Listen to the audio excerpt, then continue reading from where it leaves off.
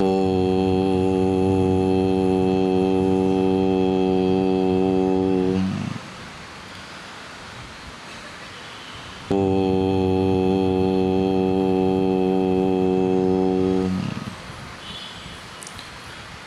சதாசிவசமாரம்பாம் சங்கராச்சாரியமத்தியமாம் अस्मदाचार्यपर्यन्तां वन्दे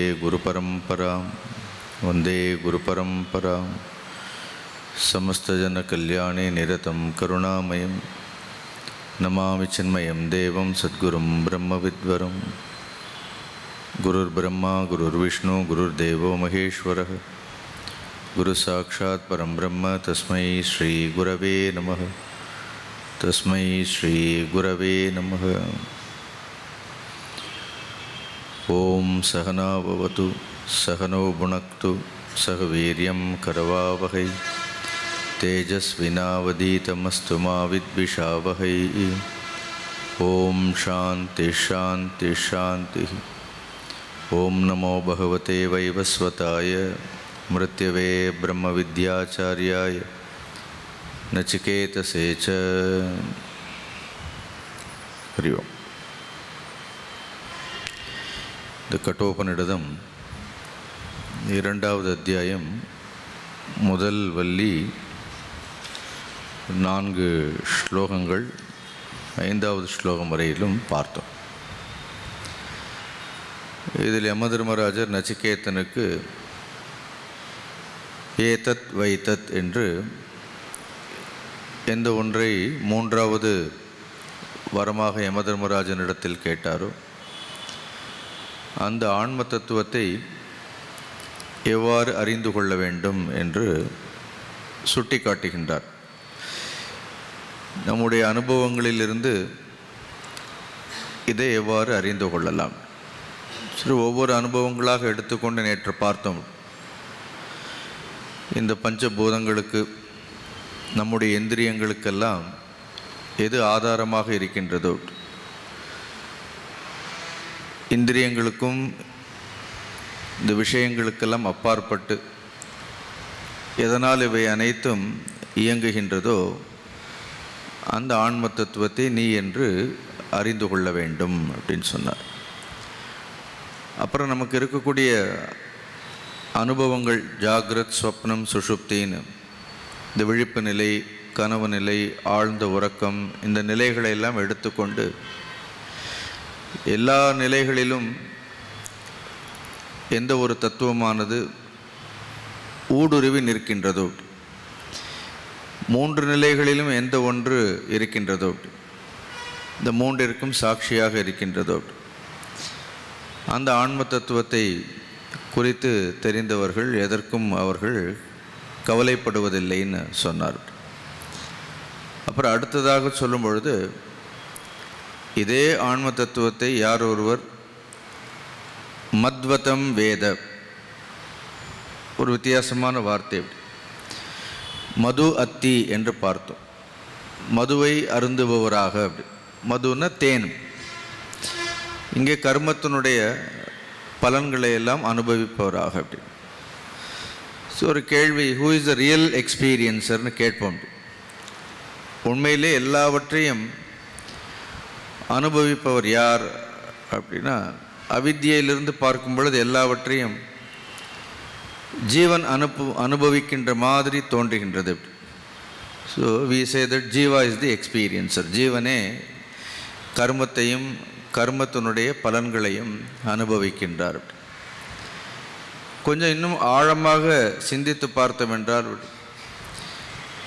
இந்த ஜீவனுக்கு ஆதாரமாக இருக்கக்கூடியது யார் அப்படின்னா ஒரு ஈஸ்வர தத்துவம் ஒன்று இருக்கின்றது. எல்லா காரியங்களும் யாரை திருப்திப்படுத்த செய்கின்றோம் அப்படின்னா ஈஸ்வரனை. இப்போ உண்மையான போக்தா யார், அது கொஞ்சம் அடுத்த நிலை. எல்லாருடைய கர்ம பலன்களையும் உண்பவர் யார் அப்படின்னா அது ஈஸ்வரன். ஸோ கீதையில் கூட பகவான் இதை சொல்வார், போக்தாரம் சர்வபூதானம்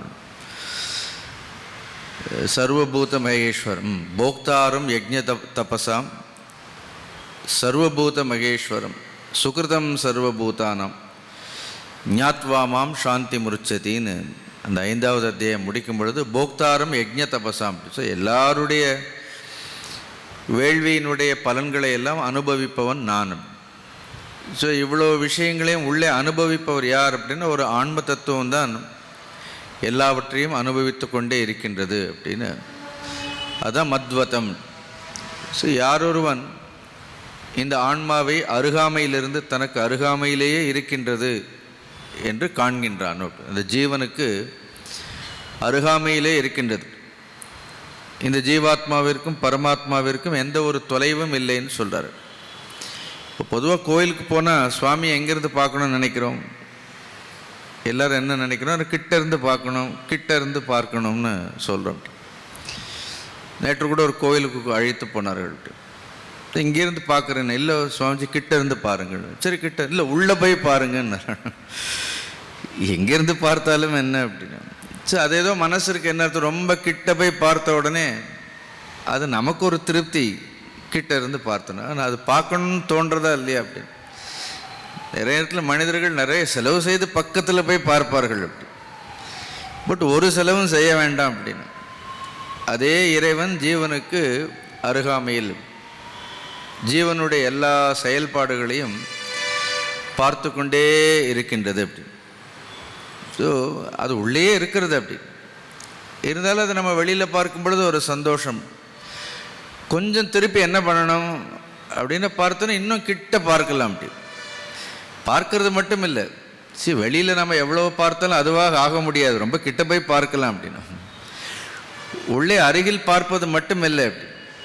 உள்ளே ஒரு வசதி என்னென்னா அதுவாகவே ஆகிவிடலாம் அப்படி. அதோடே ஒன்று கலந்து விடலாம். வெளியில் முடியாது.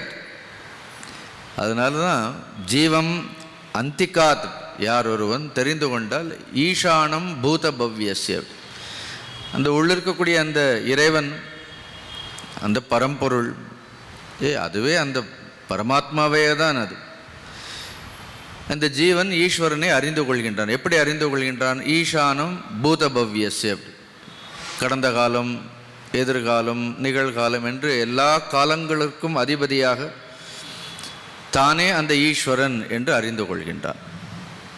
கவனித்து பார்த்துட்டே இருந்தீங்கன்னா இந்த ஸ்லோகங்கள் எல்லாம் ஜீவ ஈஸ்வர ஐக்கியத்தை பற்றி சொல்கின்றது. முதல்ல ஜீவன் தான் ஈஸ்வரன், தனக்குள்ளே இருக்கக்கூடிய இறைத்தன்மையோடு ஒன்றுபட்டவன்கிறது only from the absolute standpoint. இப்போ மேலான பரம்பொருள் நிலையிலிருந்து பார்க்கும் பொழுது ஜீவனுக்கும் ஆத்மாவிற்கும் என்ன கிடையாது? எந்த ஒரு பேதமும் கிடையாது. ஆனால் உபாதிகளிலிருந்து பார்க்கும் பொழுது, இந்த சரீரத்தினுடைய நிலையிலிருந்து பார்க்கும்போது, நிலைப்பாட்டிலிருந்து பார்க்கும்போது நானும் ஈஸ்வரனும் ஒன்றுன்னு சொல்ல முடியாது. ஏன்னா ஜீவனுடைய உபாதிகளே வேறு, ஈஸ்வரனுடைய உபாதிகளே வேறு. உபாதின்னா தெரியறதா? உபாதின்னா இந்த வரம்புகள், இந்த தேகம்ங்கிற வரம்புகள். நேற்றே சொன்னேன், ஜீவனுக்கு அவித்யைன்னு ஒரு உபாதி, ஒரு வரம்பு இருக்கின்றது. ஈஸ்வரனுக்கு மாயைன்னு இருக்கின்றது. இந்த வரம்புகள் இருக்கின்ற வரைக்கும் நானே ஈஸ்வரன்னு சொல்ல முடியாது. ஆனால் இந்த வரம்புகளெல்லாம் போயிடுத்துன்னா என்ன ஆகிடும்? அதுதான் இந்த தத்துவமசி மகா வாக்கியங்கள் எல்லாம் சொல்லி, இது அந்த மகா வாக்கியங்களே தான் மறைமுகமாக ஒவ்வொரு பாடல்லையும் தத்துவமசியைத்தான் சொல்கின்றது. இங்கே ஜீவம் அப்படின்னா அது துவம் பதம் அப்படி, ஈஸ்வரன் அப்படின்னா என்ன அர்த்தம்? தத் பதம் அப்படி. உபாதியிலிருந்து பார்க்கும் பொழுது ரெண்டும் வேறு வேறையாக இருக்கின்றது. ஜீவனுடைய உபாதியையும் ஈஸ்வரனுடைய உபாதிகளையும் நீக்கிவிட்டால் என்ன ஆயிடும் அப்படின்னா எந்த ஒரு வித்தியாசமும் இல்லைன்னு அதை கொஞ்சம் பொறுமையாக அமர்ந்து ஆழ உணர்ந்து அதை அனுபவித்து பார்க்க வேண்டும்னு சொல்லி, இப்போ அடுத்து வரக்கூடிய 6வது பாடல் 7வது பாடல் எல்லாம் கொஞ்சம் அனுபவ பாடல்கள். இதையெல்லாம் நன்றாக அனுபவித்தவர்கள் இந்த உண்மையை இப்போ படித்ததில்லை. உட்கார்ந்து நல்ல ஞானத்தின் மூலமாக, யோகத்தின் மூலமாக எவ்வாறு இதையெல்லாம் அனுபவித்திருக்கின்றார்கள். வெளியில் இல்லை அப்படின்னு, தன்னுடைய சித்தத்திற்குள்ளேயே அப்படின்னு, இன்னும் உள்ளேயே இன் தேர் ஓன் கான்ஷியஸ்னஸ். அது கான்ஷியஸ்னஸ்னு சொல்கிறோமா, சைத்தன்யம்னு சொல்கிறோமா அப்படின்னு. சைத்தன்யத்தில் வேறு எந்த ஒரு எண்ணங்களும் இல்லாத பொழுது, when there is no distraction, when there is no restlessness, உள்ளே இருக்கக்கூடிய அந்த சித்தத்தில் எந்த ஒரு சலனமும் இல்லாத பொழுது, ஒரு சலனம் இருக்கக்கூடாது. ரமணர் ரொம்ப அழகாக சொல்வார், சித்தம் சிறிதசைய சம்சாரம் நிச்சலமாம் சித்த நிலை நிற்க முக்தி சித்தம். இது சின்ன பாட்டு தான் அது. சித்தம் சிறிதசைய சம்சாரம். அந்த சித்தம் லேச மனம் அசைந்தால் என்ன ஆறுது அப்படின்னா அது சம்சாரம். சித்த நிலை நிற்க முக்தி சித்தம். இது அப்போ உள்ள என்ன பண்ணுறார்கள் யோகிகள் அப்படின்னா இடைவிடாத தியானாபியாசத்தினால் சித்தத்தை என்ன பண்ணுறார்கள் நிலை நிறுத்தி விடுகின்றார்கள். சித்தம் அசையாது. யதா தீபோ நிவாதஸ்தேன்னு ஒரு பாட்டு இருக்கிறதல்ல, இந்த காற்றற்ற இடத்தில் ஒரு தீபத்தை வைத்தோன்னா என்னாகும், நேங்கதே சோபமா ஸ்மிருதான்னு யோகினோ எத சித்தஸ்யன்னு அந்த பாட்டு இருக்குது. யோகிகளுடைய சித்தம் எப்படி இருக்கும், காற்றே இல்லாத வெற்றிடத்தில் ஒரு தீபத்தை வைத்தால் அது எரிந்து கொண்டே இருக்கும். அதே மாதிரி எந்த ஒரு எண்ணங்களும் இல்லாமல், எந்த ஒரு சலனமும் இல்லாமல் நேராக உட்கார்ந்து என்ன பண்ணுறார்கள், சித்தத்தில் தங்களுடைய ஹிருதயத்தில் இடைவிடாத பரமாத்மாவை தியானிக்கக்கூடியவர்கள். அப்படின்னு அவர்களுக்கு என்ன நேர்கின்றது, அவர்களுக்கு இந்த அனுபவம் நேர்கின்றது. அதனால் இது அனுபவத்திலிருந்து சொல்லப்பட்டது. அனுபவம் எப்படி ஸ்தூலமாக இந்த உலகத்தை எல்லாம் பார்க்கின்றோமோ, மனதை சித்தத்தை கொஞ்சம் கொஞ்சமாக இந்த ஸ்தூலத்திலிருந்து எதற்குள் இழுக்கின்றார்கள் அப்படின்னு உள்ளே என்ன பண்ணுறார்கள் சூக்ஷ்மமாக. அப்போ சித்தம் இன்னும் சூக்ஷ்மமாகும் பொழுது நாம் எப்படி இந்த உலகங்களை எல்லாம் பார்க்கின்றோமோ அதே மாதிரி யோகிகள் நாம் பார்க்கறதெல்லாம் வியஷ்டி, அவர்கள் சமஷ்டியாக இருக்கக்கூடிய பிரபஞ்சத்தையும் பார்க்கின்றார்கள். எதெல்லாம் இந்த உலகத்திற்கு ஆதாரமாக இருக்கின்றதோ, நாம் பார்க்கக்கூடியதெல்லாம் காரியங்களை தானே பார்க்கிறோம், விளைவுகளை பார்க்கின்றோம். இப்போ இவ்வளோ சிருஷ்டிக்கும் ஒரு காரணம் இருக்கணுமா இல்லையா அப்படின்னு. அப்போ தே ஆர் காரணதர்ஷி, நாமெல்லாம் காரியதர்ஷி. அதான் காரியத்திலே கண்ணாக இருக்கிறோம். நாமெல்லாம் காரியங்களை மட்டும் பார்ப்பவர்கள், காரணத்தை நமக்கு தெரியறதில்லை. அவர்கள் என்ன செய்கின்றார்கள், உள்ளே இதற்கெல்லாம் என்ன காரணம், இவ்வளவு பெரிய சிருஷ்டிக்கும் காரணம் என்ன என்பதை அந்த காரணத்தை தனக்குள்ளேயே பார்க்கின்றார்கள். அப்படிப்பட்ட ஒரு அழகான அனுபவங்களை சொல்லக்கூடிய பாடல். நீங்கள் கேட்கலாம், ஆன்மீக அனுபவங்கள் எல்லாம் எப்படி இருக்கும் அப்படின்னு. எல்லாருக்கும் ஒரே மாதிரி இருக்காது. ஒவ்வொரு யோகிகளுக்கும் அது ஒவ்வொரு விதமாக இருக்கும். அது இங்கே யம தர்மராஜர் எப்படி பார்க்கின்றாருங்கிறத சொல்கிறார். அதுதான் 6வது ஸ்லோகம். பார்ப்போமா? அது பார். யப்பூர்வம் தபசோ ஜாதம் அத்ய பூர்வம் அஜாயத குஹாம் பிரவிஷ்ய திஷ்டந்தம் யோ பூதேபிர் வியபஷ்யத ஏதத் வை தத். ஏதத் வை தத். நல்ல ஸ்லோகம், கவனமாக கேளுங்க. இதில் என்ன பண்ணுறார்கள், ஈஸ்வரனையும் பார்க்கின்றார்கள். ஈஸ்வர தர்ஷனம். சுவாமிஜியுடைய குருநாதர் தப்போவன் மகராஜ் ஒரு புஸ்தகமாக எழுதியிருக்கிறார், ஈஸ்வர தர்ஷனம்னு ஒரு புக்கே இருக்கு. ஜீவனையும் பார்க்கிறார்கள். ஒரே நேரத்தில் என்ன இருக்கிறது, என்ன காரிய கரண சங்காதங்கள் எல்லாம் சொல்கிறோமா இல்லையா. ஸோ ஜீவனையும் அறிந்திருக்கின்றார்கள், ஈஸ்வரனையும் அறிந்திருக்கின்றார்கள். ஒரே நேரத்தில் அவர்களுக்கு என்ன அப்படி ஒரு தரிசனம்.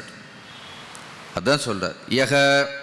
யகன்னா யார் ஒருவர். இப்போ இந்த யகன்னு நான் ஏற்கனவே எல்லாரும் இல்லை அப்படின்னு. யக தீராக என்ன தியானஷீலாக, நல்ல தியானம் செய்யக்கூடியவர்கள், இடைவிடாது. அதில் கடைசியில் ஒரு வெர்ப் இருக்கு, வியபஷ்யத. வியபஷ்யத்தன்னு என்ன அர்த்தம், அவர்கள் காண்கின்றார்கள், பார்க்கின்றார்கள். என்னென்ன பார்த்தார்கள், எதை பார்க்கின்றார்கள், எதை பார்க்கின்றார்கள்.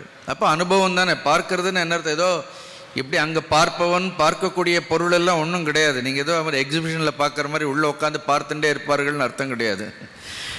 அங்கே பார்ப்பவர் பார்க்கக்கூடிய வஸ்துவாகவே என்ன ஆயிடுவார், அதுவாகவே மாறிடுவார். எப்படி கனவுல நாம் எதுவும் பார்க்கல, அந்த கனவாகவே மாறி விடுகின்றோம். அப்புறம் எழுந்தப்புறம் தான் இதெல்லாம் பார்த்தோம்னு தெரியுது. அங்கே பார்க்கின்றோங்கிற எண்ணம் கூட இருக்காது. திருப்பி இந்த தேக சம்பந்தத்திற்கு வரும்பொழுது இதையெல்லாம் பார்த்தோம் அப்படின்னு அவர்களுக்கு என்ன இருக்கும், இப்படியெல்லாம் ஒரு காட்சி அனுபவம் நேர்ந்ததுன்னு இருக்கும். இல்லைன்னா அந்த நேரத்தில் என்ன இருக்கிறது, பார்ப்பவன் பார்க்கக்கூடிய வஸ்து என்கின்ற அந்த பேதங்கள் எல்லாம் இருக்காது. அதனால் வெப்பஷ்யத்துன்னு ஏதோ உட்காந்து சினிமா பார்க்குற மாதிரி உள்ளே பார்த்துட்டே இருப்பார் போல இருக்குன்னு இல்லை. அப்படி அவருடைய சித்தம் இட் பிரேக்ஸ் ஆல் லிமிட்டேஷன்ஸ். அது தன்னுடைய வரம்புகளை எல்லாம் கடந்து என்ன ஆகுது அப்படின்னா ஒரு சமஷ்டி, ஒரு சைத்தன்யத்தோடு என்ன ஆகின்றது, ஒன்று கலந்து விடுகின்றது. ஒன்று கலந்து இப்போ சில சமயம் ஆழ்ந்த உறக்கத்தில் கூட பாருங்கள் எப்படி இருக்கிறது. பஷ்யத்தின்னு என்ன பார்க்கின்றோம், ஆக்சுவலி அது அதுவாகவே இருக்கின்றோம், அந்த ஆனந்த ஸ்வரூபமாகவே இருக்கின்றோம். அங்கே அனுபவிப்பவர்னு ஒருத்தர் இருக்கிறார். அந்த நேரம் எழுந்தப்புறம் தான் தெரியறது இந்த அனுபவம் இருந்ததுன்னு தெரியறது. அதே மாதிரி சித்தமே என்ன ஆகிடும், சித்தமே பிரபஞ்சம் ஆகிடும். சிவசூத்திரங்களில் ஒரு சூத்திரம் இருக்கிறது, சித்தம் பிரபஞ்சம்னு இருக்கிறது. சித்தமே என்ன ஆகிடுது, அவர்களுக்கு பிரபஞ்சமாக இருக்கும். ஸோ யக வியபஷ்யத்த அப்படின்னா அவர்கள் அனுபவிக்கின்றார்கள், இல்லைன்னா அதுவாகவே இருக்கின்றார்கள், அப்படியே இருந்துடுறார்கள். என்ன தெரிகின்றது அவர்களுக்கு? இப்போ நாம் இந்த உலகத்தை பார்க்கும் பொழுது எதை பார்க்கிறார்கள்? பூர்வம் தபசக ஜாத்தம். பூர்வம்னா இந்த சிருஷ்டியெல்லாம் நாம் காணக்கூடிய இந்த சிருஷ்டியெல்லாம் தோன்றுவதற்கு முன்பாக, அப்படி அட் தி பிகினிங், அப்படி பூர்வம், இந்த பிகினிங். இன்னும் சிருஷ்டியே புறான்னு சொல்லுவார். இன்னும் சிருஷ்டியெல்லாம் இன்னும் என்ன ஆகலை, சிருஷ்டி ஆரம்பிப்பதற்கு முன்பாகவே. அப்போ ஒரு பரம்பொருள் தத்துவத்திலிருந்து, இரண்டற்ற ஒரு வஸ்துவிலிருந்து, ஒரு பரம்பொருளிலிருந்து முதலாக இந்த சிருஷ்டி தோன்றும் பொழுது பூர்வம், பூர்வம்னா ஃபஸ்ட்டுன்னு சொல்லலாம். முதலாக தோன்றியது யார்? பூர்வம் ஜாத்தம், தி ஃபஸ்ட் மேனிஃபெஸ்டேஷன், முதல் வெளிப்பாடு. அப்படி அந்த முதல் வெளிப்பாடு எதிலிருந்து வந்தது அப்படின்னா தபசா ஜாத்தம் அப்படின்னா அது பரமாத்மாவினுடைய தவம். அங்கே பரமாத்மா உட்கார்ந்து தவம்லாம் பண்ணுறதில்லை. அப்படி பரமாத்மாவிற்கு என்ன தவம்? எஸ்ய ஞானமயம் தபக. அப்படி அவருக்கு தவமே என்ன? படித்தீங்களா எங்கேயாவது இந்த ஸ்லோகம்? யக சர்வஜ்ஞக சர்வவேத் எஸ்ய ஞானமயம் தபக ந தஸ்மாத் அன்னம், எல்லாம் நாம ரூபம் அன்னம் அஜாயத்தன் முண்டகோபனிஷத்தில் இந்த ஸ்லோகம் வரும். எஸ்ய ஞானமயம் தபக. அப்படி ஸோ அதிலிருந்து ச ஈக்ஷத லோகான் சுருஜதன்னு சொல்கிறதில்ல.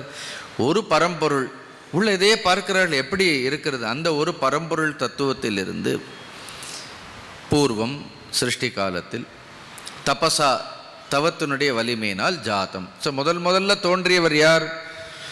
அவர் தோன்றியவர் என்ன பண்ணார்? அவரும் தபஸ் தான் பண்ணுறார். தோன்றிய உடனே யாரையும் காண முடியும்.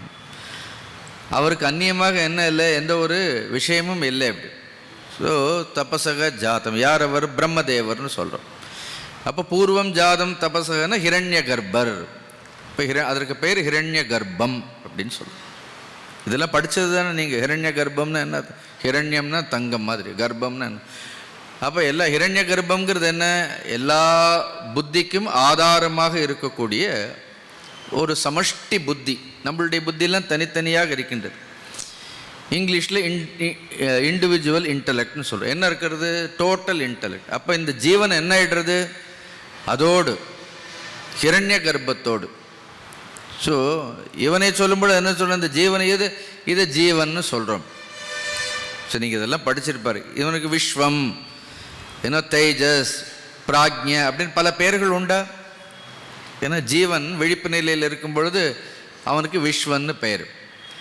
அவனே கனவு நிலையில் இருக்கும் பொழுது அவனுக்கு தைஜஸ்ன்னு பெயர். ஆழ்ந்த உறக்கத்தில் அவனுக்கு பிராக்ஞன்னு பெயர். அதே மாதிரி ஒட்டுமொத்த ஸ்தூல சரீரத்தோடு இருக்கும் பொழுது அவனுக்கு விராட்னு பெயர். அதே ரொம்ப ஒட்டுமொத்த ஸ்தூல சரீரத்தோடு இருக்கும் பொழுது அவனுக்கு ஹிரண்ய கர்ப்பன்னு பெயர். காரண சரீரத்தோடு இருக்கும்பொழுது அவனுக்கு மகத்தத்துவம். இதெல்லாம் சொல்லியிருக்கிறார்களா இல்லையா? வியஷ்டி சமஷ்டியில். இப்போ வியஷ்டியெல்லாம் போயிடுத்து பாருங்கள். உட்காந்தா என்ன ஆகிடுறது? ஒரு க்ஷணத்தில் இந்த பிரபஞ்சங்களுடைய எண்ணங்களெல்லாம், எண்ண அலைகளெல்லாம் போய் என்ன ஆயிடுது? தபஸா உட்காந்து என்ன பண்ணுறாரு அப்படின்னா he identifies, becomes one with, அதோடு தன்னை ஐக்கியப்படுத்தி. இங்கே ஐக்கியம் இது பார்க்குறதெல்லாம் இல்லை, அப்படியே என்ன ஆயிடுது? அவருடைய மனமே தபசோ ஜாத்தம், அந்த ஹிரண்ய கர்ப்பத்தை. தட் இஸ் கால்ட் டோட்டல் மைண்டுன்னு சொல்கிறோம். புரியுறதா உங்களுக்கு? அது ஈஸ்வரன் தான், வேற யார் அது? அந்த ஹிரண்ய கர்ப்பங்கிறது இஸ் நாட் டிஃப்ரெண்ட் ஃப்ரம் ஈஸ்வரன். அந்த ஈஸ்வரனை அவர் இப்போ அத்யக பூர்வம் அஜாயத்தை, அவர் எதற்கு முன்பு தோன்றினார் அப்படின்னா அத்ய. அத்யம்னா என்ன அர்த்தம்? ஜலம். புருஷ சுக்தங்களில் கூட இதெல்லாம் சொல்வார். வெறும் ஜலம் மட்டும் இல்லை, பஞ்சபூதங்கள்னு எடுத்துக்கணும்னு சொல்றார். அத்யசம்பூத பிருதிவ்யேரசாஸ்ய விஸ்வகர்மண சமவர்த்ததாதி தஸ்ய த்வஷ்டா விததத் ரூபமேதி தத் புருஷஸ்ய விஸ்வ. அழகான மந்திரங்கள் எல்லாமே. ஏன்னா இதெல்லாம் ஜலத்திலிருந்து இந்த பிருதிவி தோன்றியது. அந்த ஜலத்திற்கு முன்பு என்ன இருந்தது? ஜலத்திற்கு முன்பு வாயு, வாயுவிற்கு முன்பு ஆகாஷம், ஆகாசத்திற்கும் எது ஆதாரமாக இருக்கின்றது? ஆகாசத்திற்கும் எது ஒன்று ஆதாரமாக இருக்கின்றது. அப்படிப்பட்ட அந்த ஹிரண்ய கர்ப்பன் பூர்வம் தபசோ ஜாதம் அத்ய பூர்வம் அஜாயத, அப்படிப்பட்ட ஒன்று.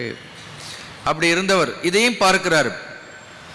அப்போ இவர் யார்? அப்போ முதல் வரியில் சொல்லியிருக்கிறது யார்? ஒரே பரமாத்ம தத்துவம் தன்னை ஹிரண்ய கர்ப்பனாக ஈஸ்வரனாக தன்னை தோற்றுவித்து கொள்கின்றது. அவர் இன்னும் என்ன பண்ணலை? இண்டிவிஜுவலாக இந்த சரீரங்களுக்குள்ளே இருக்கக்கூடிய குகைக்குள்ளே நுழையலை. ஏன்னா முதல்ல என்ன பண்ணுறார்? எல்லாவற்றையும் சிருஷ்டி பண்ணுறார். சிருஷ்டி பண்ணிட்டு என்ன பண்ணுறார்? தத் சுஷ்டுவா. அடுத்த மந்திரம் என்ன? அடுத்த மந்திரம் என்ன? ததேவ அனுப்ராவிஷத்து.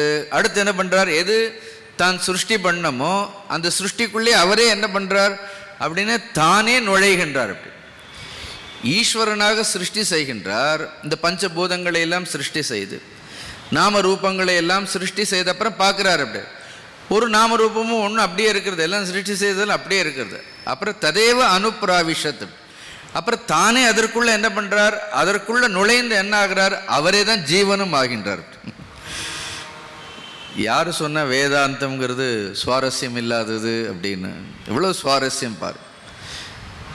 நமக்கு அதை கொஞ்சம் அதை புரிஞ்சுக்கணும். அப்படி உள்ளே என்ன இருக்கிறது? அவரே என்ன பண்ணுறார்? எல்லாவற்றையும் சிருஷ்டி செய்து இதே சரீரத்திற்குள் எப்படி நுழைந்திருக்கிறார்? ஒவ்வொரு சரீரத்திற்குள்ளும் ஜீவனாக என்ன பண்ணுறார்? அனுப்பிரவேசித்து with respect to individual body he is called jiva, with respect to the cosmic body he is called ஈஸ்வர. அவரே என்ன பண்றார்? அனுப்பிரவிஷ்ய. அது ரெண்டாவதுல என்னென்ன? குஹாம் பிரவிஷ்ய திஷ்டந்தம். வேற எங்கேயும் இல்லை.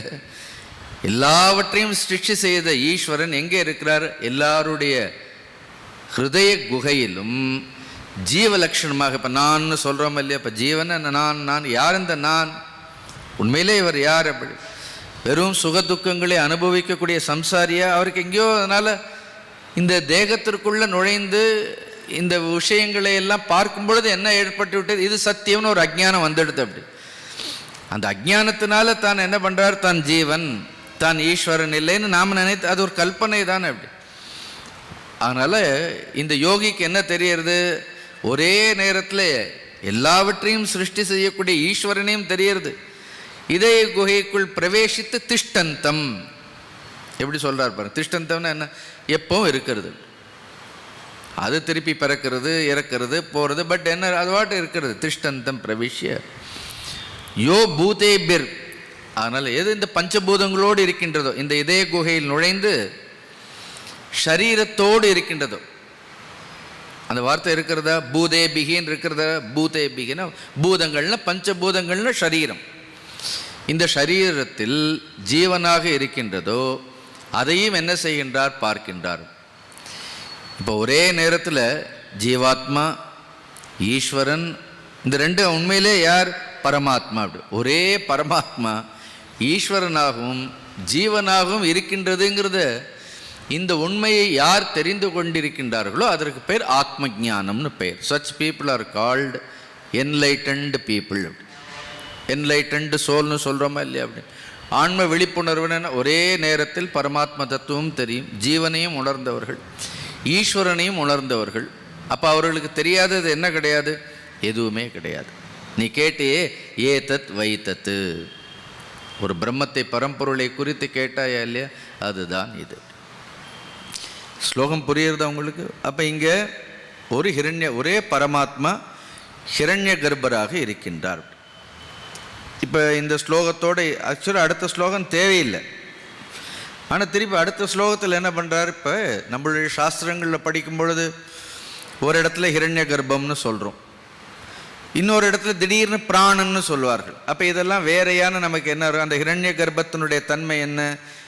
அதே பரம்பொருள் எப்படி ஹிரண்ய கர்ப்பமாக தோன்றுகின்றது, அது ஜீவனாக எப்படி சரீரத்திற்குள் பிரவேசி, இப்படி கேள்விகள் கேட்கும் பொழுது வெவ்வேறு இடங்களில் வெவ்வேறு சொற்களை பயன்படுத்தி இருப்பார்கள். சரி, அதுதான் நம்ம முதல்ல தத்துவ போதெல்லாம் அதுக்கு தான் படிக்கணும்னு சொல்கிறது. பார்க்கறதுக்கு வேறு வேறு சொற்கள் மாதிரி இருக்கு, ஆனால் அர்த்தம் என்ன? எல்லாம் வெவ்வேறு இடங்களில் வெவ்வேறு சொற்கள். ஒரு இடத்துல பிராணன்னு சொல்லுவார்கள், இன்னொரு இடத்துல இரண்ய கர்ப்பன்னு சொல்லுவார்கள். ரெண்டு வேறையான்னு கேட்டால் இல்லை. புரியுறது இல்லையா உங்களுக்கு? இப்போ போன பாடலில் யமதர்மராஜர் நினச்சார், சும்மா ஒரு வேடிக்கைக்காக சொல்கிறேன், எப்படி ஆரம்பிக்கிறது? யகன்னு ஆரம்பிக்கும். யகன்னு ஆரம்பிக்கிறது. அடுத்த ஸ்லோகம் படிங்க, உங்களுக்கு சொல்கிறேன் பாரு. யா பிராணேன சம்பவதி அதிதேர் தேவதாமயி குஹாம் பிரவிஷ்ய திஷ்டந்தீம் யா பூதேபிர் வியஜாயத. வியபஷ்யத்தன்னு இருந்தது, இங்கே வியஜாயத்தன்னு இருக்கு. மற்றபடி ரெண்டாவது லைன் அல்ல, என்ன அர்த்தம்? ஒன்று தான். இப்போ இந்த ஆறாவது ஸ்லோகத்தில் ஆரம்பிக்கும் பொழுது எப்படி ஆரம்பிக்கிறது? யகன்னு ஆரம்பிக்கிறது. ஏழாவது ஸ்லோகத்தில் எப்படி ஆரம்பிக்கிறது?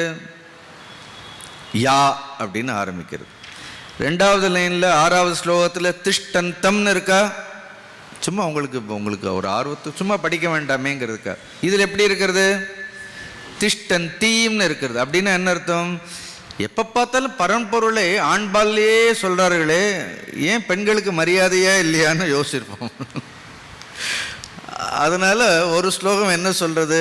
அது ஆணும் இல்லை, அது பெண்ணும் இல்லை. எவ்வளோ ஸ்லோகங்களில் கூட சொல்லும் பொழுது ஏன்னா அது ஆணாகவும் ஆண்பாலும் அதுதான், பெண்பாலாகவும் என்ன இருக்கின்றது? அதுவே பெண்பாலாகவும் இருக்கின்றதுன்னு ஓரவஞ்சனை பண்ணக்கூடாதுங்கிறதுக்காக யமதர்மராஜர் இந்த ஸ்லோகத்தில் என்ன பண்ணார்? எதை ஹிரண்ய கர்ப்பர்னு மஸ்குலைனில் சொன்னாரோ அதை இங்கே என்ன சொன்னார்? அதிதி தேவதாமயி அப்படின்னு சொல்லி திஷ்டந்தீம் அப்படின்னு என்ன பண்ணுறார்? பெண்பாலில் சொல்கிறார். கொஞ்சம் சமஸ்கிருதம் தெரிஞ்சு அப்படி அனுபவித்து படிக்கலாம். வெறும் சமஸ்கிருதத்துக்காக இல்லை, அது ஆண் இல்லை, அது பெண் இல்லை, அங்கே என்ன கிடையாது. அப்போ இதெல்லாம் ஆண் பெண் இதெல்லாம் கூட என்ன அர்த்தம்? இதெல்லாம் நம்மளுடைய மனதில் இருக்கக்கூடிய ஒரே சிந்தனை தான். அதனால ஞானி யாரையும் ஆணாகவும் பார்க்கறதில்ல, பெண்ணாகவும் பார்க்கறதில்ல, ஒன்று உள்ளே இருக்கக்கூடிய சத் வஸ்துவை பார்க்கிறார். அதனால அவருக்கு குருன்னு சொல்கிறோம். He only sees the light. உள்ள எது தேஜோரூபமாக இருக்கின்றதோ அப்படி. அதனால்தான் வக்ர புத்திகள், வக்ரம் வராது அவர்களுக்குன்னு சொல்லு. ஏன்னா அவர்களுக்கு என்ன இருக்குது? தேகமே தெரியாது. அப்படி தேகத்தை தாண்டி என்ன பண்ணுறாரு? உள்ளே இருக்கக்கூடிய, இன்னும் சொல்ல போனால் ஒரு கண்ணாடியில் எதை பார்க்குறோம்? நம்மையே பார்க்குறோம் இல்லையா? அதே மாதிரி யாரை பார்த்தாலும் அவர்களுக்கு என்ன தெரிகின்றது அப்படின்னா தன்னையே எல்லா உயிர்களிலும் பார்க்கக்கூடியது அனுபவம். அது அனுபவம். அதனால் இங்கே சொல்லும்பொழுது எது ஹிரண்ய கர்ப்பம் என்று போன பாடலில் சொல்லப்பட்டதோ அது இங்கே என்ன சொல்லப்படுகின்றது? பிராணன் அப்படின்னு வேறொரு வார்த்தை. So there is a cosmic பிராண. இந்த வார்த்தையெல்லாம் ஒன்று தான், ஞாபகம் வச்சுக்கோங்க. காஸ்மிக் பிராண அப்படின்னு என்ன அர்த்தம்? ஒட்டுமொத்த பிராணன். இந்த பிரணவங்கிற சப்தமே அந்த பிராணன்லேருந்து வர்றதுதான். அப்படி இந்த பிராணத்திலிருந்து வர்றதுதான் பிரணவ. இந்த பிரணவங்கிற சப்தமே பிராணம். பிராணன்னா தெர் இஸ் அ ட்ரமெண்டஸ் ஒரு எனர்ஜி வேணுமா இல்லையா? அப்படின்னு ஒரு ஆற்றல் வேண்டுமா இல்லையா? அடிக்கடி சொல்கிறேன்னா இல்லையா, அந்த ஆற்றலையெல்லாம் ஒன்று திரட்டணும். என்ன அர்த்தம்? நமக்குள்ளே என்ன இருக்கிறது? ஒரு அசாத்தியமான ஒரு பிராண சக்தி இருக்கின்றது. பேசுறதுக்கு என்ன வேண்டும்? பிராணன் வேணும். கேட்கறதுக்கு என்ன வேண்டும்? பிராணன் வேண்டும். இந்த பிராணன் எங்கிருந்து வருகின்றது அப்படின்னா, சரி, இதற்கெல்லாம் ஆதாரமாக என்ன இருக்கின்றது?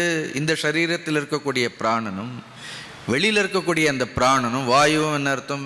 ஈஷாவாஸ்ய உபநிஷத்தில் படிக்கும் பொழுது அந்த ஐக்கியத்தை சொல்லுவார். உள்ளே இருக்கக்கூடிய பிராணனும் வெளியில் இருக்கக்கூடிய பிராணனும் என்ன ஆகணும்? ஒன்றோடு ஒன்று கலக்கணும்னு மந்திரங்கள் எல்லாம் இருக்கிறதா இல்லையா? அப்போ யார் ஒருவருக்கு அதனால் அந்த பிராணசக்தியை நாம் விரயம் பண்ணக்கூடாதுன்னு சொல்லி அதிலிருந்து தான் என்ன ஆகுது? இந்த சிருஷ்டி முழுக்க பிராணன் தான். அதனால தான் நம்ம ஜீவித்திருக்கிறதுக்கே காரணமே என்ன? அந்த பிராணன். அதை பிராணனாக பார்க்கின்றார்கள். அதுதான் சொல்லும் பொழுது யான்னா எந்த ஒன்று அப்படின்னு, எந்த ஒரு பரம்பொருளானது, அதே பரம்பொருள் யா. அதிதி இங்கே ஒரு அர்த்தம் என்ன? இங்கே பிராணனுக்கு ஒரு பெயர் என்ன சொல்கிறார்கள்? அதித்தி அப்படின்னு ஒரு அழகான பெயர். அதித்தின்னா இங்கேயும் அதித்திங்கிறது அந்த தாத்து எங்கேருந்து வருகின்றது அப்படின்னா அத் அப்படிங்கக்கூடிய தாது தான். ஆன்மா கூட அதுலேருந்து அத்திலிருந்து வரதான். அத் மீன்ஸ் டு கன்சியூம், அனுபவிப்பவர், என்ஜாய் பண்ணுறதுன்னு அர்த்தம். பிராணனுக்கு ஏன் அதித்தின்னு பெயர் அப்படின்னு? இந்த பிராணன் என்ன பண்ணுறது? இந்திரியங்களோடு சேர்ந்து இருக்கிறதா? இந்த பிராணமய கோஷம்னு சொல்கிறோம், அது அன்னமயத்தோடு தானே இருக்கிறது. இந்த பிராணன் இந்திரியங்கள் மூலமாக, இந்திரியங்கள் வாயிலாக வெளியில் இருக்கக்கூடிய விஷயங்களையெல்லாம் என்ன பண்ணுறது? சப்த, ஸ்பர்ஷ, ரூப, ரச, கந்தன்னு 5 விஷயங்களையும் இந்திரியங்கள் வாயிலாக அனுபவிக்கக்கூடியது என்ன? என்ன பிராணனுக்கு தானே இதெல்லாம். நல்ல பசி எடுத்தால் யாருக்கு பசிக்கிறது? உள்ளே இருக்கக்கூடிய பிராணனுக்கு தான் பசிக்கிறது. அப்படி சாப்பாடு போட்டோன்னே யார் சாப்பிட்ற? உள்ளே இருக்கக்கூடிய, அதான் பிராணாய ஸ்வாகா, அபானாய ஸ்வாகா, வயானாய ஸ்வாகா, உதானாய ஸ்வாகா எல்லாம் சொல்கிறோமா இல்லை? ஏன்னா பிராணன் தான் உணவை ஒன்று. அதுக்கு தான் பசி தாகங்கள்லாம் கூட யாருக்கு அப்படின்னா பிராணனுக்கு தான். உதாரணம், அது இந்த சரீரத்தில் உட்கார்ந்து கொண்டு என்ன செய்கின்றது? எல்லா சப்த இப்பவும் என்ன ஆகுது?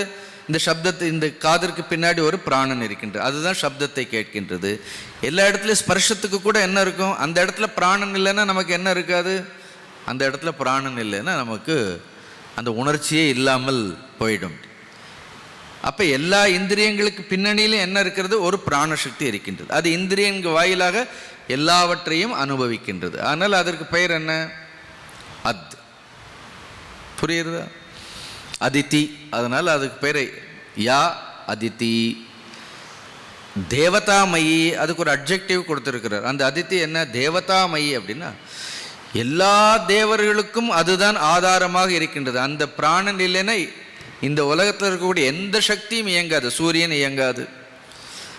ஏன்னா யமதர்மராஜனே இயங்க முடியாதுன்னு சொல்றார். யமதேவனே யமதர்மராஜனாக இருந்தால் அந்த பிராணன் இருப்பதால் தான். எல்லாவற்றிற்கும் என்ன தேவைப்படுகின்றது? அந்த பிராணன் இல்லாவிட்டால் எந்த தேவதா சக்திகளும், ஃபினாமினல் ஃபோர்ஸஸ்ன்னு சொல்கிறோம், இயற்கையில் இருக்கக்கூடிய எந்த சக்தியும் என்ன பண்ண முடியாது. அப்போ எல்லாவற்றையும் இயக்கக்கூடியது எது? பிராணன். அது பரம்பொருளாக இருக்கும் பொழுது என்ன இருக்கிறது? ஒரு இயக்கமும் இல்லாமல் இருக்கின்றது. அது முதல் பிராணனாக வெளிப்படும் பொழுது என்ன ஆகின்றது? எல்லா இயக்கமும், அதான் சக்தின்னு சொல்கிறோமா இல்லையா? அப்படின்னு அது சிவமாக இருந்தால் இயக்கம் இல்லை. அப்போ பிராணன்னா என்ன அர்த்தம்? நம்ம இன்னொரு வார்த்தை சொன்ன பராசக்தின்னு சொல்லலாம். அதுதான் பராசக்தி. அதற்கு மேலே இன்னொரு சக்தி கிடையாது. அது எல்லாவற்றையும் இயக்கக்கூடியது. தேவதாமயி. புராணங்களில் அதித்தின்னு ஒரு பெண்மணி உண்டு. புராணங்களில் படிச்சிருக்கீங்களா? அவருக்கு ஒரு சகோதரி உண்டு. அவங்க பேர் என்ன? திதி. 2 பேர் உண்டு, அதித்தி, தித்தின்னு. அதித்திக்கு பிறந்தவர்கள்லாம் யாரு? எத்தனை குழந்தைகள் அதித்திக்கு? கேள்வி கேட்டுகிட்டே இருக்கணும் உங்களை. அதித்திக்கு 12 குழந்தைகள். அப்படின்னு 12 பேரும் தேவர்கள். அப்படி அதில் கடைசியில் இருக்கிறது விஷ்ணு. 12 மாதத்திற்கும் ஒவ்வொரு தேவதைகள். மாதங்கள் எத்தனை இருக்கிறது? 12 மாதங்கள். அப்படி ஏன்னா ஒவ்வொரு மாதத்திற்கும் என்ன இருக்கிற? ஒரு தேவதை அதிபதியாக இருக்கின்றாள். அதனால் அவளுக்கு தேவர்களுக்கெல்லாம் அங்கேயும் புராணங்கள் எப்படி இருக்கு பாருங்கள். இதே தத்துவங்களை எல்லாம், உபநிடதம் சொல்லக்கூடிய தத்துவங்களை எல்லாம் அங்கே கதை வடிவாக என்ன பண்ணியிருக்கிறார்கள்? அழகாக சொல்லியிருக்கின்றார்கள். ஒரு தேவதை இருக்கின்றாள், அவளுக்கு என்ன உண்டு? 12 குழந்தைகள். அவர்களெல்லாம் யார்? தேவர்கள். அதே மாதிரி திதிக்கு பிறந்தவர்களெல்லாம் என்ன அர்த்தம்? அதெல்லாம் என்ன அர்த்தம்? அதெல்லாம் அசுரர்கள் சொல்கிறார்களா இல்லையா? அதனால் அதித்தி, அந்த அர்த்தத்தில் அதித்தின்னு பார்த்தா ஒன்று அத்து தாத்துலேருந்து எடுக்கிறார். இன்னொன்று தித்தின்னா சமஸ்கிருதத்தில் தித்தி மீன்ஸ் டு டிவைட். தித்தின்னா டிவைட் பண்ணு, எது பிரிக்கின்றதோ அதுக்கு பேர் தித்தி. அதித்தின்னா என்ன அர்த்தம்? அதித்தின்னா என்ன அர்த்தம்? எது சேர்க்கின்றதோ, அப்படி ஒருமைப்படுத்துகின்றது, ஒருங்கிணைக்கின்றதோ அதற்கு பெயர் அதித்தின்னு வரும். இப்போ மனசு கூட பாருங்க, மனசு பிராணனால பிரிஞ்சா என்ன ஆயிடும்? நாமெல்லாம் ராட்சசர்கள் ஆயிடும். மனசு பிராணனால ஒடுங்குனா என்ன ஆயிடும்? நாமெல்லாம் தேவர்கள் ஆயிடுவோம். அப்படின்னு இப்போ மனசு என்ன ஆகுது? எல்லாவற்றையும் பிரிச்சுட்டே போகிறது பாருங்க. அதனால நமக்கு துவைத்தம் தெரியறது. அப்படி மனசு பிரிக்காம மனசு ஒடுங்கி கொண்டே போனால் அது அதித்தி ஆயிடும்.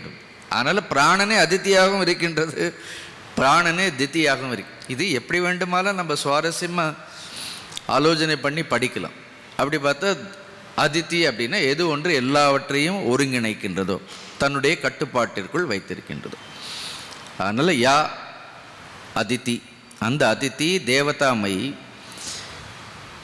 பிராணேன பிராணேன பிராணரூபேண, இங்கே அது எப்படி இருக்கின்றது? பிராணரூபமாக, தேவர்களுக்கெல்லாம் தேவராக, பிராணேன பிராணரூபமாக, பிராணரூபேண சம்பவதி. சம்பவத்தின்னா நம்ம முன்னாடி என்ன வார்த்தை போடணும்? என்ன வார்த்தை போடணும்? போன ஸ்லோகத்தை படிச்சோன்னா தபசா சம்பவத்தின்னு போடணும். அங்கேயே என்ன தபசா பூர்வம் தபசா ஜாதம் தானே சொல்கிறார். அதே மாதிரி ஒரு பரம்பொருளிலிருந்து அவருடைய ஞானத்தினால் ஹிரண்ய கர்ப்பன் என்று சொல்லப்படக்கூடிய இந்த பிராணனானது தோன்றியது. அதே அர்த்தம்தான். அங்கே ஹிரண்ய கர்ப்பன்னு சொன்னார், இந்த ஸ்லோகத்தில் என்ன சொல்கிறார்? இந்த ஸ்லோகத்தில் பிராணன்னு சொல்கிறார். அவ்வளோதான். சும்மா தேவதாமயி அதித்தின்னு various different words are used. அதனால் வேற எங்கேயாவது அதித்தின்னு சொன்னாலோ தேவதாமயின்னு சொன்னாலோ பிராணன்னு சொன்னாலோ உடனே நமக்கு என்ன ஞாபகம் வரணும்? அதெல்லாம் ஹிரண்ய கர்ப்பத்தை குறிக்கக்கூடியது.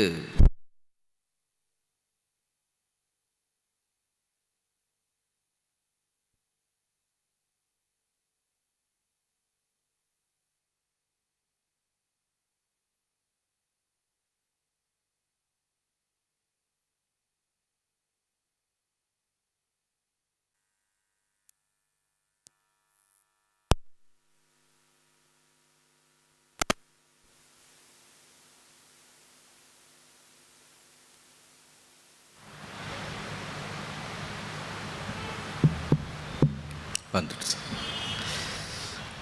அதனால் நமக்கு இந்த வேறு வேறு வார்த்தைகளெல்லாம் தெரியணுங்கிறதுக்காக இந்த பாடலில் இது சொல்லப்பட்டிருக்கின்றது. அதே மாதிரி குகாம் பிரவிஷ்ய திஷ்டந்தீம், அதை நான் விளக்க வேண்டாமே. அப்படி அதே பிராணன் என்ன ஆகுது? இந்த குகைக்குள் நுழைந்து அதுவே ஜீவனாக யா பூதேர் பிகி வியஜாயத, இந்த தேகத்தின் மூலமாக பஞ்சபூதங்களின் மூலமாக வெளிப்படுகின்றது. அதை என்ன பண்ணுறார்கள்? அதை இந்த ஞானிகள் உணர்ந்திருக்கின்றார்கள்.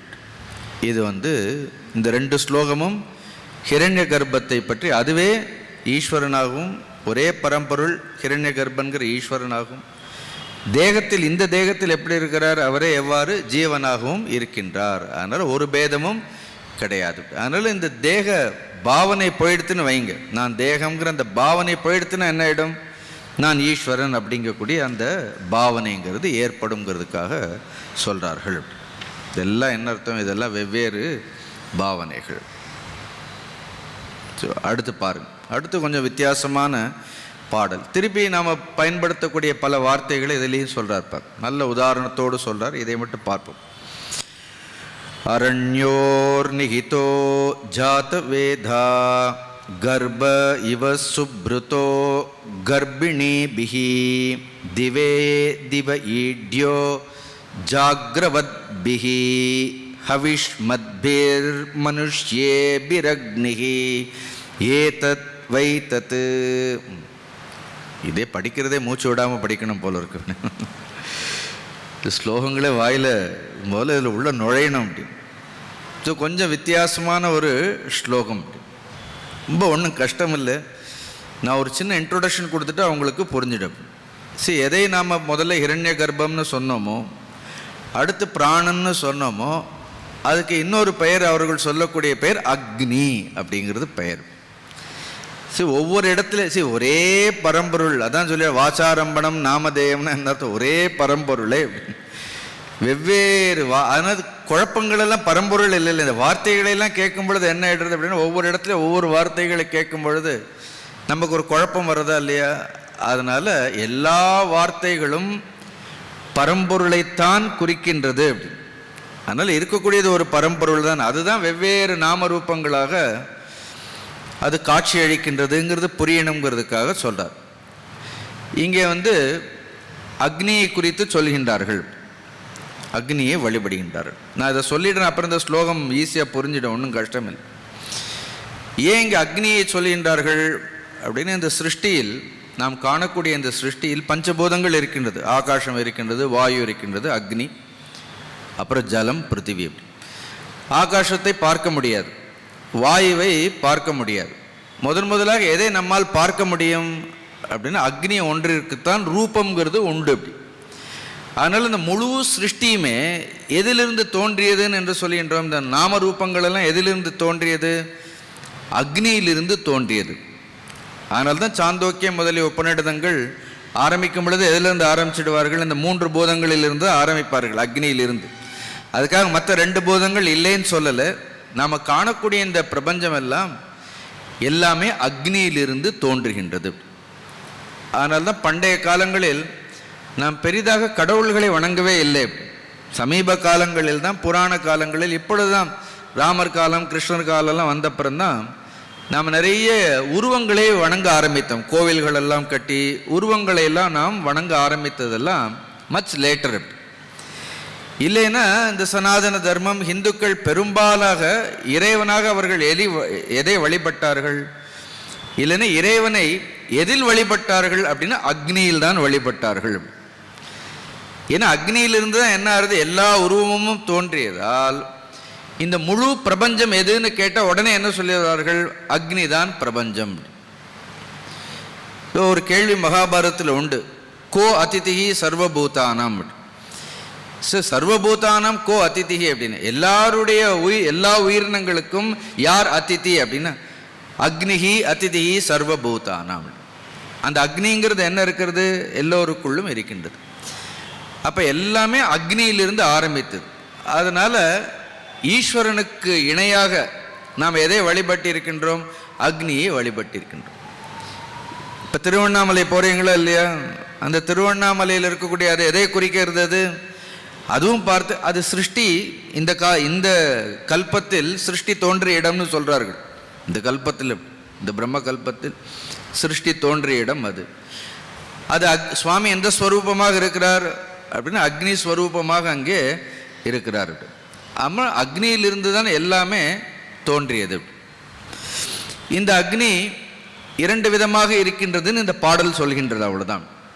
அதே அக்னி எதை ஹிரண்ய கர்ப்பம்னு சொல்கின்றோமோ, எதை பிராணன்னு சொல்கின்றோமோ, அந்த பிராணன் எதுவாக வெளிப்படுகின்றது?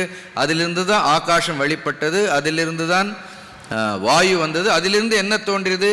அக்னி தோன்றியது என்பதால் அக்னி கண்கூடாக பார்க்க முடிந்தது. அதனால எந்த வேதங்களாக இருந்தாலும், ருக்வேதமாக இருந்தாலும் யஜுர்வேதமாக இருந்தாலும், முதலில் அந்த மந்திரங்களே எதிலிருந்து துவங்கும் அப்படின்னா அக்னியிலிருந்து தான் துவங்கும். அக்னிமீளே புரோகிதம் யக்ஞஸ்ய தேவ மிருத்விஜம் ஹோதாரம் ரத்னதாத்தமம் அப்படின்னா அப்படியே ரத்னங்களையெல்லாம் கொடுக்குமாம் அக்னியை வழிபட்டால். அதனால் அக்னியை வழிபட்டால் போரும். நாமெல்லாம் மாடர்ன் பீப்புள், நாயை வளர்க்குறோம், பூனை வளர்க்குறோம், இதெல்லாம் வளர்க்குறோம். நம்ம தாத்தா பாட்டிகள் எல்லாம் வீட்டில் எதை வளர்த்தார்கள்? அக்னியை வளர்த்தார்கள். அப்படி அக்னியை வளர்த்தார்கள். அப்படி அக்னி மிகப்பெரிய ஒரு பாதுகாப்பு. அந்த காலத்தில் வீட்டை பூட்டவே மாட்டார்கள். எல்லாருடைய இல்லறத்தார்களுடைய வீட்டிலையும் எப்பொழுதும் 3 விதமான அக்னி எரிந்து கொண்டே இருக்க வேண்டும்னு சொல்வார்கள். ஒன்று கார்கபத்தி அக்னின்னு சொல்வார், 2வது தக்ஷிண அக்னி, 3வது ஆகவனீய அக்னின்னு. எப்பொழுதும் என்ன இருக்கும் வீட்டில்? எப்பொழுதும் என்ன எரிஞ்சிட்டே இருக்கணும்? எப்போ என்ன இருக்கணும்னா, இப்போ விளக்கே ஏற்றுறதில்ல, அதுக்கு கூட ஒரு சீரியல் பல்பு தான் வச்சுருக்கோம் நம்ம. ஏன்னா அது விளக்கு ஏற்றி எண்ணெயை ஊற்றியில் எதுக்குன்னு அங்கேயும் என்ன ஆகுது? விளக்கு மாதிரியே ஒரு சீரியல் பல்ப். ஏன்னா அக்னியிலிருந்து தான் இந்த முழு பிரபஞ்சமுமே தோன்றிய. திருப்பி என்ன ஆகுது? இந்த சிருஷ்டியை எதில் போய் முடிகின்றது அப்படின்னா, அது சிவன் நெற்றிக்கண்ணை திறந்தாலே என்ன இருக்கும்? அது தேஜோ ரூபம். அக்னின்னா நாம் இந்த அக்னி இல்லை. அப்படி அந்த அக்னிங்கிறது எது பிராண ரூபமாக இருக்கின்றது, அந்த பிராணனே அக்னியாக வெளிப்படுகின்றது. அதனால் நம்ம நாய் பூனையெல்லாம் நமக்கு பெட்டெல்லாம் இல்லை அப்படின்னு. எல்லாரும் என்ன வளர்த்தார்கள் அப்படின்னா எல்லோரும் அக்னியை வளர்த்தார்கள்.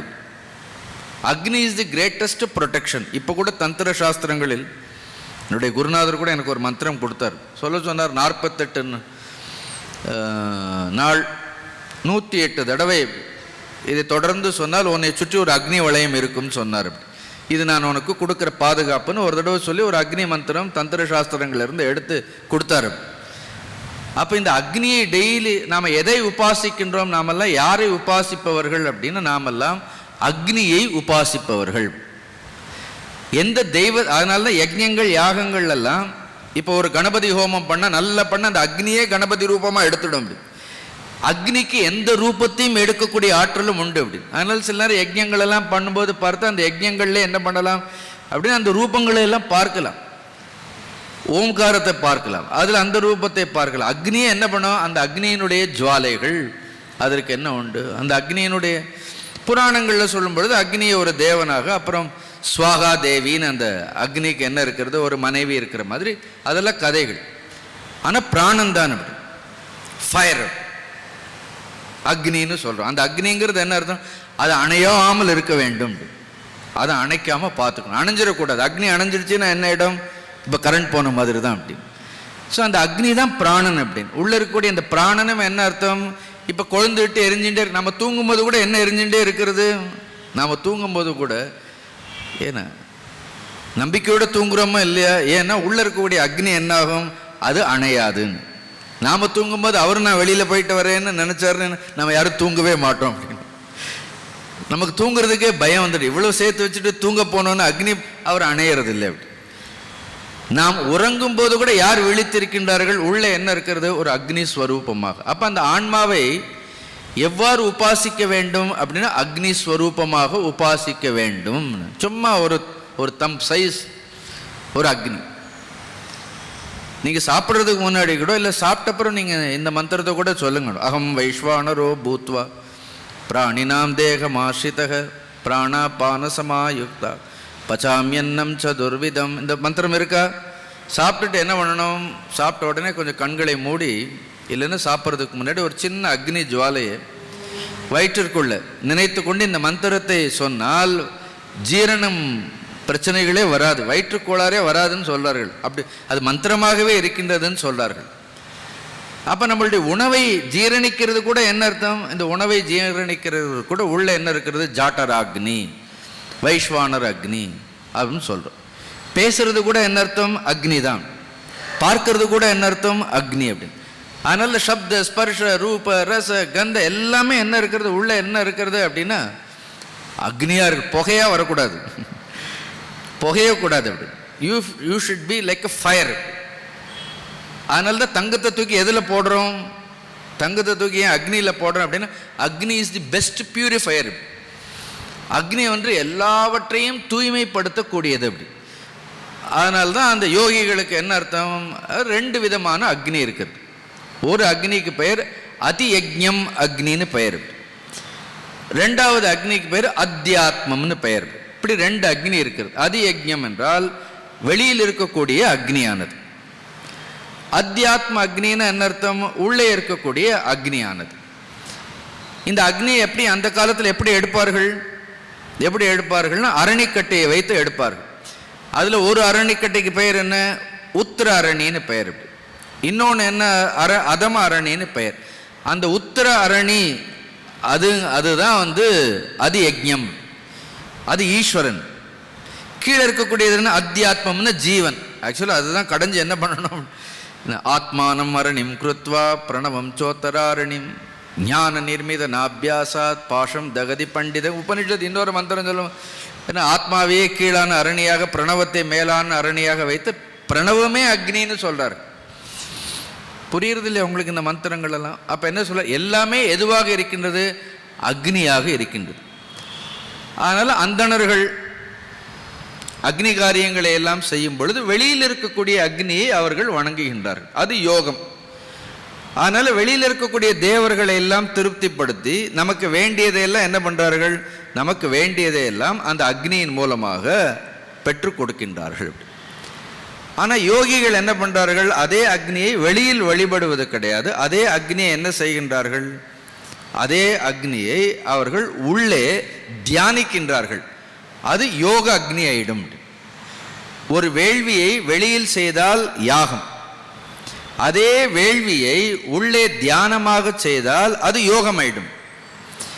இப்போ பிரகதாரண்யக்க உபநிடதங்கள் எல்லாம் நீங்கள் படித்து பார்த்தீங்கன்னா அந்த உபநிடதங்கள் எல்லாமே வெளியே செய்யக்கூடிய அந்த வேள்விகளை எப்படி உள்ளே யோகமாக செய்ய வேண்டும்ங்கிறது தான்.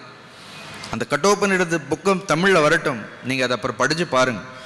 அந்த முழு அஸ்வமேத யாகம்ங்கிறது ஒரு யோகி எப்படி தனக்குள்ளே செய்கின்றான்ங்கிறது தான், அதுதான் இதில் சொல்லப்பட்டிருக்கின்ற அந்த ரகசியங்கள் தான் நச்சிகேதனுக்கு கொடுக்கப்பட்டது. நச்சிகேதனுக்கு கொடுக்கப்பட்ட ரகசியமே எப்படி அவன் தன்னுடைய அகங்காரத்தையே குதிரையாக்கி விடுகின்றான், அஸ்வமாக்கி என்ன பண்ணுறார் அப்படின்னா அதை விடுறாருங்கிறது தான். அந்த யோகி என்ன பண்ணுறார், உள்ள இருக்கக்கூடிய அக்னியை கட்டுப்படுத்துகின்றார். அந்த அக்னிங்கிறது தான் பிராணன். அது எப்பொழுதும் அக்னி பாருங்க, எப்பொழுதும் எப்படி இருக்கும், அது ஊர்துவமாகவே இருக்கும் பாருங்க. நீங்கள் என்னதான் அதை கீழே கொண்டு போனாலும் என்ன ஆகும், அக்னி கீழ் நோக்கி போகவே போகாது. அக்னி எப்பொழுதுமே ஊர்துவமாகவே மேல் நோக்கியே இருக்கும். அந்த அக்னி போக போக நல்ல யோகிகளுக்கு பிரகதாரண்யக உபனிஷத்துலேயே ஒரு சாதனை கொடுத்துருக்கிறார். அப்படி ஒரு பயிற்சியின் மூலமாக உள்ளே இருக்கக்கூடிய இந்த ஜாட்டராக்னியை பார்த்து அவர்கள் சரீரத்தை விடக்கூடிய காலம் கூட தெரிந்து கொள்ளலாம் சொல்றார்கள். அப்படி அதுக்கான வித்தைகள் எல்லாம் உபனிஷத்துக்குள்ளே இவ்வளவு வித்தைகள் எல்லாம் உபனிஷத்துல இருக்கிறது. கண்களை மூடி காதையெல்லாம் மூடிட்டு இங்க கொண்டு வந்தா என்ன ஆகும், இன்னும் எவ்வளவு அக்னி இருக்கிறது இந்த தேகத்திற்கு, இன்னும் எத்தனை நாள் இந்த தேகம் எரியும், விளக்கு எரியிற மாதிரி பார்ப்பார்கள். அப்படி இந்த தேகத்திற்கு இன்னும் எஞ்சி இருக்கக்கூடிய பிராணன் எவ்வளவு இருக்கின்றதுன்னு தெரிந்து கொண்டு ஏன்னா அவர்கள் தாங்கள் தேகத்தை விடக்கூடிய ரகசியத்தை கூட தெரிந்து கொள்கின்றார். எவ்வளோ பெரிய விஷயம். அப்போ அக்னி தான் என்ன இருக்கின்றது, அக்னி எல்லாவற்றிற்கும் ஆதாரமாக இருக்கின்றது. இந்த அக்னி என்ன, அதுவே பிராணன், பிராணனே அக்னியாக இருக்கின்றது. மகாபாரதத்தில் மட்டும் ஒரு 500-600 அக்னி ஒரு அத்தியாயத்தில் எழுதப்பட்டிருக்கின்றது. ஒரு 600 அக்னி. இந்த அக்னிக்கெல்லாம் பிரதமமாக இருக்கக்கூடிய ஒரு அக்னி இருக்கிறது. அந்த பிரதம அக்னியுடைய பெயர் தெரியுமா? பிரதம அக்னி அது கோச்சுண்ட பெயரும். அதுக்கு பெயர் சக அக்னின்னு பெயர். சக அப்படின்னு ஒரு அக்னி. அப்படி அப்புறம் ஆங்கீரசர்னு ஒரு யோகி இருந்தார். இந்த அக்னி போய் கடலில் ஒளிஞ்சுக்கும். அப்புறம் யஜ்ஞம் பண்ணுறதுக்கு யாகம் பண்ணுறதுக்கு ஒன்றுமே இருக்காது. இந்த ஆங்கீரசர் இடத்துல போய் தேவர்களெல்லாம் கேட்பார்கள், அக்னியே போய் ஒளிந்து கொண்டு விட்டதால் பிரபஞ்சமே நின்று விட்டது. அவர் சொல்வார், கவலைப்படாதீங்க, நான் சொந்தமாக அக்னி வச்சுருக்கேன்னு சொல்லுவார். ஏதோ சொந்தமாக ஹெலிகாப்டர் வச்சுருக்கிற மாதிரி, சொந்தமாக ஃப்ளைட் வச்சுருக்கிற மாதிரி அவரிடத்துல யோகாக்னி, தன்னுடைய யோகாக்னியை கொடுப்பார். அப்புறம் இந்த அக்னியை தேடுவதில் எப்படி சுவாரஸ்யமான புராண கதைகள்லாம் வேதங்களிலும் சொல்லப்பட்டிருக்கின்றது, மகாபாரதத்திலும் சொல்லப்பட்டிருக்கின்றது. ஆச்சரியம் என்னன்னா, இந்த அக்னியை நாம் என்ன பண்ணக்கூடாது, அதை விரயம் செய்யக்கூடாது. அது பொதுவாக இந்திரியங்கள் வாயிலாக என்ன இடுறது, அதை விரயம் செய்து கொண்டே இருக்கின்றோம். இந்த அக்னி என்ன பண்ண வேண்டும், பாதுகாக்க. எப்படி இல்லறத்தார் வீட்டில் அக்னியை பாதுகாத்தால் அந்த அக்னி அவரை பாதுகாக்கின்றாரோ, அதே மாதிரி ஞானம்ங்கிறதும் கீதையில் பகவான் எதை அக்னின்னு சொல்றார், கடைசியில் ஞானத்தை தான் அக்னின்னு சொல்றார். ஞானாக்னி தக்த கர்மானம் தமாகு பண்டிதம் புதாகான். கடைசியில் ஞானத்தையே என்ன பண்ணுறார்கள், ஞானத்தையே அக்னின்னு சொல்கிறார். வெளியில் சாதாரணமானவர்கள் அந்தணர்கள் வெளியில் இருக்கக்கூடிய அக்னியை மட்டும் பாதுகாக்கின்றார்கள். அதனால் அவர்களுக்கு சொர்க்கம் முதலிய அனுபவங்கள் எல்லாம் கிடைக்கின்றது. யாகங்கள் எல்லாம் செய்தால் சொர்க்கம் போன்ற அது நிலையான அமரத்துவம் கிடையாது. அதற்கு என்ன சொல்கிறோம், அதையும் அமரத்துவம்னு சொல்கிறோம். ஆனால் உள்ள இருக்கக்கூடிய அக்னிங்கிறது என்ன இருக்கிறது, இந்த ஆத்மாவே அக்னியாக பாவித்து கொண்டு தியானம் செய்தால் இது நிலையான அமர நிலையை அடைந்து விடலாம். பட் அதுக்கு என்ன வேண்டும் அப்படின்னா, you need that fire. So ஆங்கிலத்தில் கூட சொல்வார்கள், you must have fire in you. நமக்குள்ள என்ன இருக்கணும் அப்படின்னா, ஒரு அக்னி என்பது இருக்க வேண்டும். அந்த அக்னியை எப்படி பாதுகாக்க வேண்டும், அந்தணர்களெல்லாம் அதை ரொம்ப கவனமாக எடுத்து கடைஞ்சி எடுத்து வைத்து, ஏன்னா எல்லாத்துக்கும் ஒரே அக்னி இல்லை. சமையல் பண்ணுறதுக்குன்னு ஒரு அக்னி, யாகம் பண்ணுறதுக்குன்னு ஒரு அக்னி, இப்படி அக்னியெல்லாம் என்ன பண்ணியிருப்பார்கள், பிரித்து வைத்திருப்பார்கள். சரி, அதுதான் அக்னி வழிபாடுங்கிறது ரொம்ப பெரியது. இப்போ கீதையில் கூட ஒரு ஸ்லோகம் உண்டு, அகம் கிரதுரகம் யஜ்ஞக ஸ்வதாகமகம் ஔஷதம் மந்த்ரோகமகமே வாஜ்யம் அகம் அக்னிரகம் ஹுதம். படிச்சிருக்கீங்களா அந்த ஸ்லோகம்? கேட்கறதுக்கே பகவான் எல்லாமே நான் தாங்கிறது. அகம் கிரதுரகம் நான் தான் கிரது, நான் தான் யஜ்ஞம், நான் தான் அதில் விடக்கூடிய ஆகுதிகளும் நான் தான். கடைசியில் அகம் அக்னிகி, நானே அக்னியாக இருக்கின்றேன். அகம் ஆகுதம், அந்த அக்னியில் விடப்படக்கூடிய எல்லா விஷயங்களும் கூட. அப்போ பகவானே அங்கே என்ன சொல்லிட்டார், நானே அக்னியாக இருக்கேன் சொல்கிறார். இல்லை, அகம் அக்னிரகம் ஹுதம், நானே அக்னின்னு சொல்கிறார். அப்போ அந்த அக்னியை அப்போ கண்களை மூடிக்கொண்டு என்ன பண்ணலாம், சும்மா ஒரு அக்னியை வழிபட்டாலே போகிறோம். ஒரு உபாசனை. இதெல்லாம் உபாசனைகளுக்காக சொல்லப்பட்டது. இந்த அக்னி அவர்களுக்கு என்ன பண்ணும்? இது அவர்களுக்கு ஞானத்தை கொடுத்து இந்த அக்னி என்ன பண்ணும்? உள்ள இருக்கக்கூடிய எல்லா வாசனைகளையும் என்ன பண்ணும்? எரித்து விடும். ஏன்னா அது ஞானமயி. போனதில் தேவதாமயின்னு சொன்னோம், இங்கே அது எதுவாக இருக்கின்றது? அதுவே ஞானமயி, ஞானமயமான அக்னியாக இருக்கின்றது.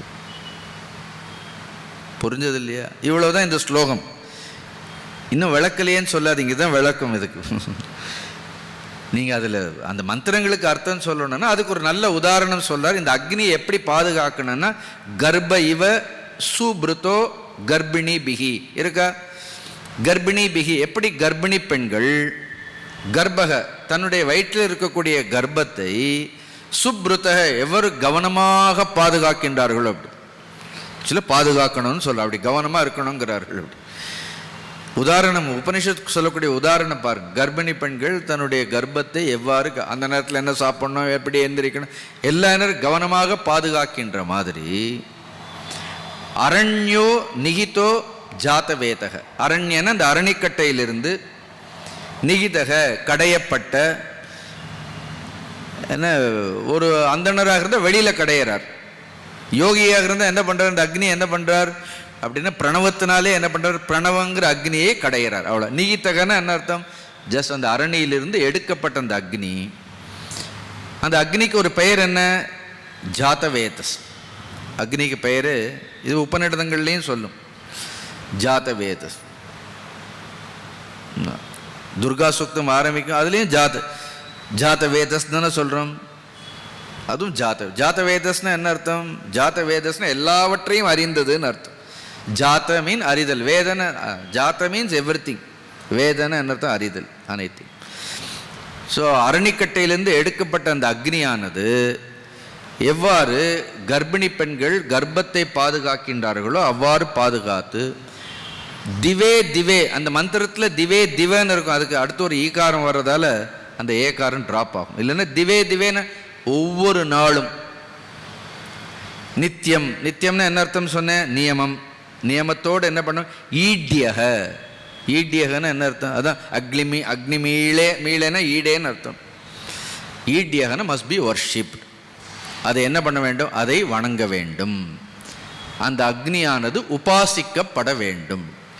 அந்த அக்னியை வெளியில் உபாசித்தால் ஸ்வர்க்கம், அதே அக்னியை ஆத்ம தத்துவமாக உள்ளே உபாசித்தால் என்னாகும்? அதுவே ஞான அக்னி ஆயிடும், ஞானம் ஆயிடும்.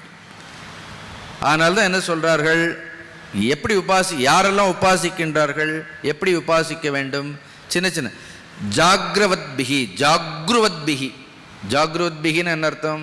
ரொம்ப கவனமாக அந்த அக்னி என்ன பண்ணக்கூடிய கூடாது? விரயம் செய்து விட கூடாது. ஜாக்ருவத் பிகின் அப்பிரமத்தைகி, கவனக்குறைவில்லாமல். ஹவிஷ்மத் பிகி, ஹவிஷ்மத் பிகின்னு என்ன அர்த்தம்? அந்த ஆகுதி கொடுப்பதற்காக செய்யக்கூடியவர்கள், இல்லைன்னா தியானிப்பவர்கள்னு கூட சொல்லலாம். ஆச்சாரியர் எழுதும் பொழுது தியான பாவனவத்பிகின்னு எழுதியிருப்பார். ஏன்னா உள்ளே தியானிப்பவர்கள் கவனமாக, ஜாகிரத், அதான் ஜாக்ருவத்பிகி, ஹவிஷ்மத்பிகி, மனுஷ்யபிகி. இதெல்லாம் யார்? ஆக்சுவலி மனுஷ்யபி, மனிதர்களால். சங்கரர் சொல்லும்போது யோகி பிகின்னு சொல்லிடுவார். அந்த மனுஷ பிகின்னு என்ன அர்த்தம்? யோகிகள் என்ன செய்கின்றார்கள்? இந்த யோகாக்னியை உள்ளே பாதுகாக்கின்றார்கள். ஏனென்றால் அந்த அக்னி பரமாத்மா. ஆகவே அக்னியை உள்ளும் புறமும் உபாசிக்க வேண்டும். திருமூலர் பாட்டு எடுத்து பாடிங்க, ஒரு 10 பாடல்கள் அக்னியை பற்றி. அங்கி நிறுத்தும் அருந்தவத்தார்னு ஒரு 10 பாடல் எழுதியிருப்பார்கள். அங்கியை எப்படி நிறுத்துவார்கள், இந்த அக்னியை எப்படி உள்ளும் புறமும் நிறுத்துவார்கள், ஒரு 10 பாட்டு திருமந்திரத்திலையும் இருக்கிறது இந்த ரகசியங்கள் எல்லாம். இது யோகம். உட்காந்து என்ன பண்ணணும்? அப்படி செய்தார். ஏதத் வைத்தத், நீ கேட்டையே எவ்வளோ சொல்கிறார் பாருங்க. அதுதான் ஹிரண்ய கர்ப்பமாக இருக்கின்றது, அதுவே பிராணனாக இருக்கின்றது. கண்களுக்கு புலப்படும் பொழுது அது எவ்வாறு இருக்கின்றது? அதுவே அக்னியாக இருக்கின்றது, அதுவே அக்னியாகவும் இருக்கின்றதுன்னு சொல்கிறார். அதை வெளியிலையும் அதியக்ஞனாகவும் இருக்கின்றது. வெளியில் அத்தியாத்மமாக என்ன இருக்கிறது? வாக்கிலும் என்ன இருக்கின்றது? அத்தியாத்மமாகவும் இருக்கின்றது. அப்படிப்பட்ட அக்னியே அந்த பரம்பொருள் என்பதை அறிந்து கொள். அதுவே ஈஸ்வரன்னு தெரிஞ்சுக்கோ. எவ்வளோ ஒரு மரியாதையை பாருங்கள். அங்கீகாரம், அக்னிக்கு ஒரு அங்கீகாரம். ஸோ அடுத்த பாடல்கள் எல்லாம் இந்த உபநிடத்தினுடைய பாடல்களை அடுத்த முறை சந்திக்கும் பொழுது பார்ப்போம். உங்களுக்கு புரியறதா? இந்த ஸ்லோகங்கள் எல்லாம் தெளிவாக புரியறதா? ஓம் பூர்ணமத பூர்ணமிதம் பூர்ணாத் பூர்ணமுதட்சதே பூர்ணஸ்ய பூர்ணமாதாய பூர்ணமேவாவசிஷ்யதே. ஓம் சாந்தி சாந்தி சாந்தி. ஹரி ஓம் ஸ்ரீ குருப்யோ நமः. ஹரி ஓம்.